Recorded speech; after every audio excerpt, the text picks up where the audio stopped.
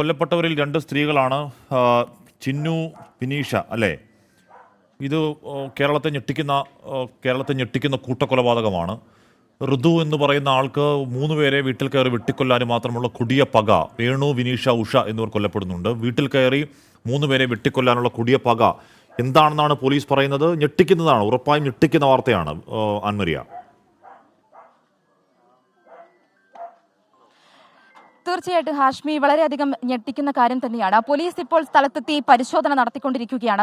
നമുക്ക് ഉള്ളിലേക്ക് കയറാനായിട്ടുള്ള ഒരു സാഹചര്യങ്ങളുടെ ഒരു പരിമിതിയുണ്ട്.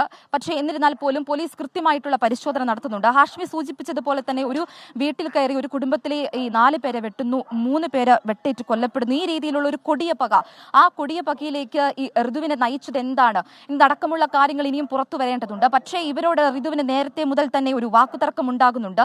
ഈ ലഹരിയുടെ ഉപയോഗം, ഋതുവിന്റെ ലഹരിയുടെ ഉപയോഗം നേരത്തെ മുതൽ തന്നെ അയൽവാസികളെല്ലാം ചൂണ്ടിക്കാണിച്ചിട്ടുണ്ട്. ഇവർ പലപ്പോഴായിട്ട് ഈ ബുദ്ധിമുട്ട് പറഞ്ഞിട്ടുണ്ട്. പക്ഷേ അതിലൊന്നും ഋതു ഒരു കൃത്യമായിട്ടുള്ള ഒരു മറുപടി പറയുകയോ അല്ലെങ്കിൽ ഈ ഋതു നന്നാവാനായിട്ട് ശ്രമിക്കുകയോ ചെയ്യുന്നുണ്ടായിരുന്നില്ല. പിന്നീട് ഇവർ ശല്യം സഹിക്കവയ്യാതെ പോലീസിൽ പോയി പരാതി കൊടുക്കുന്നു. ഈ 2 കുടുംബം ഋതുവിന്റെ അയൽവാസികളായിട്ടുള്ളവർ തന്നെയാണ് ഈ പരാതിയുമായിട്ട് പോലീസിലേക്ക് എത്തുന്നത്. പോലീസ് സ്റ്റേഷനിൽ ചെന്ന് പരാതി കൊടുക്കുന്നു. പോലീസ് ഈ അന്വേഷണമെല്ലാം നടത്തുന്നു. ഈ ഋതുവിന് ഈ ലഹരിയുടെ ഉപയോഗം ഉണ്ടായിരുന്നു എന്നതടക്കമുള്ള കാര്യങ്ങൾ പോലീസിന്റെ ഭാഗത്തു നിന്നാണെങ്കിൽ പോലും അയൽവാസികളോട് പറയുന്നു. ഈ അന്വേഷണം നടക്കുന്നതിനിടയിൽ ഈ വീട്ടിലേക്ക് വരുന്നു, ഒരു ഭീഷണി ഉണ്ടാക്കുന്നു. ഈ ഭീഷണി പിന്നീട് വെട്ടുക അല്ലെങ്കിൽ വെട്ടിക്കൊലപ്പെടുത്തുക എന്ന രീതിയിലേക്ക് വരുന്നു. ഒടുവിൽ ഋതു തന്നെ പോലീസിൽ കീഴടങ്ങുന്നു.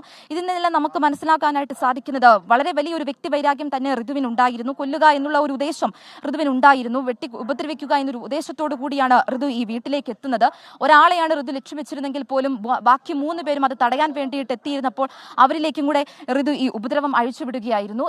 ഇവരെ രക്ഷിക്കാനായിട്ട് ശ്രമിച്ചിരുന്നെങ്കിൽ പോലും നമുക്ക് അവരെ രക്ഷിക്കാനായിട്ട് സാധിച്ചിട്ടില്ല. 3 പേർ ഇതിനോട് കൊല്ലപ്പെട്ട് കഴിഞ്ഞു.